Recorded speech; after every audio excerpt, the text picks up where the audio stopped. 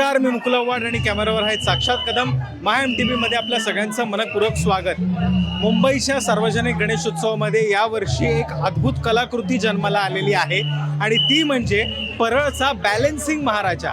एक असा महाराजा जो दानवांचा आणि असुरांचा वध करतो. याची एक अत्यंत वेगळ्या पद्धतीची निर्मिती आपल्याला इथे बघायला मिळते.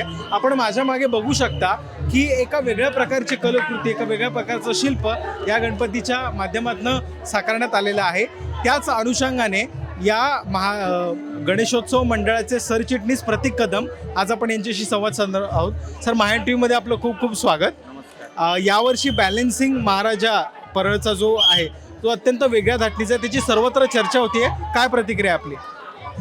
नक्कीच जी कलाकृती मूर्तिकार अरुण दत्ते यांच्या कलेतून घडलेली आहे ती एक वेगळीच कलाकृती घडलेली आहे. आपण पाहू शकता 45 डिग्रीवर बॅलन्स केलेला प्रथम महाराष्ट्रातील प्रथम मूर्ती असेल माझ्या मते.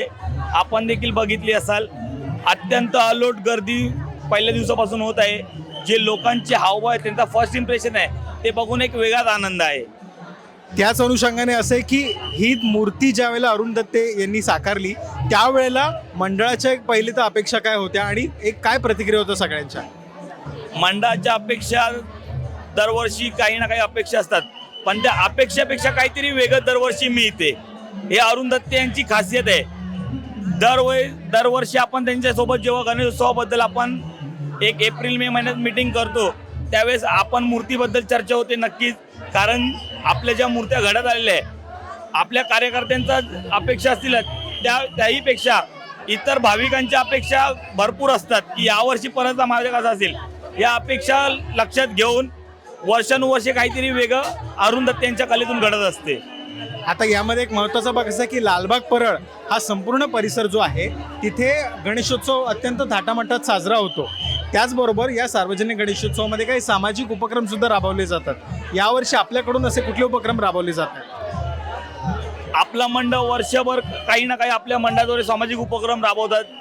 तसंच एक आपलं जानेवारी महिन्यात एक वारकरी संप्रदाय प्रबोधिनी महामंडळाची पालखी निघते. कॉटन ग्रीन ते वडा विठ्ठल मंदिर, त्यावेळेस मंडळाच्या वतीने अल्पोपहार त्यांना वाटप करण्यात येतो.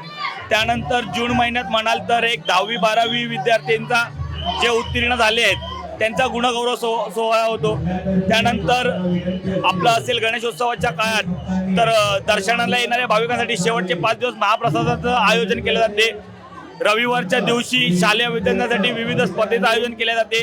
त्यानंतर महिलांसाठी हळदीकुंकू समारंभाचं आयोजन केले जाते. त्याचबरोबर भोयवाडा पोलीस स्टेशनशी संपर्क करून महिलांकरिता एक वुमन सेफ्टीवर आपण संबोधित करतो. पोलीस लोक येऊन त्यांना ती माहिती देतात.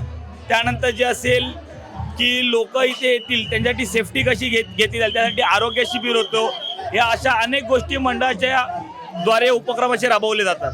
MyMTVशी संवाद साधल्याबद्दल खूप खूप धन्यवाद सर. म्हणजे एका बाजूला आपण बघतोय की हा परळचा जो महाराजा आहे त्यांनी सगळ्यांची मनं जिंकलेली आहे. इंटरनेटवरती या परळच्या महाराजाचे रील्स फोटोज व्हायरल होत आहेत. परंतु त्याचबरोबर सामाजिक एकतेचा संदेश देणारं, समाजाच्या स्वास्थ्यासाठी आवश्यक असणारे वेगवेगळे उपक्रम मंडळाच्या माध्यमातून राबवले जात आहेत. आपल्याला हा देखावा कसा वाटला हे बघण्यासाठी आपण लालबाग परळच्या या गणेशोत्सव मंडळामध्ये नक्की यावं. परळच्या महाराजाला नक्की भेट द्यावी. धन्यवाद.